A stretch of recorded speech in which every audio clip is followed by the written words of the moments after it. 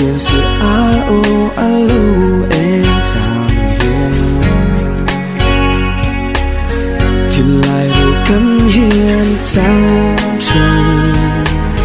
lùa lộ từ đi giống như ma lại nặng nề lùng lên rèn cất vang thay xì lâu cả đã bữa thứ suy một viên mình liếm sang ta si ôm của ai chi thế sẽ luôn sang lưu cay lăn che căn nuông nghe ô sắc mến mơ trên lộ nó biết thu mây cho lá đi lên con chú xí đã lo lên cả thăng bơi chê mà sẽ sắc mê tôn nghi rê her thế xí lâu lung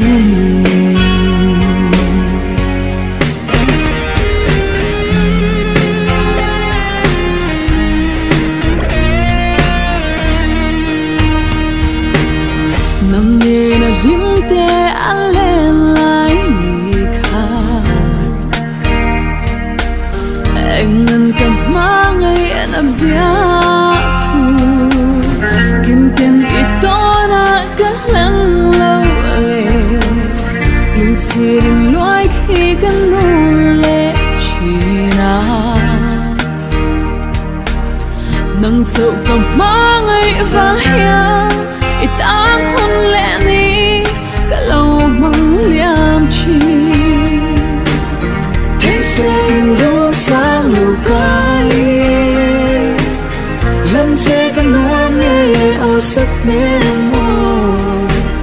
trên lộ nó biết thu mê cho lá đi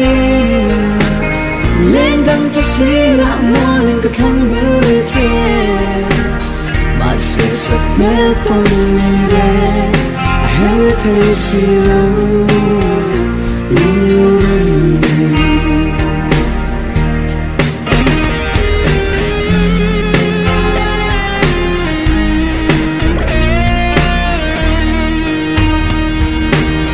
nằm bên căn vang khoa có phản giang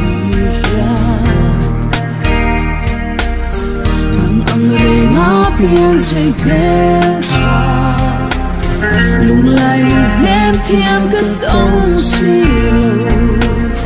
ô khuyên nghe môi ít chuan tắt mây lên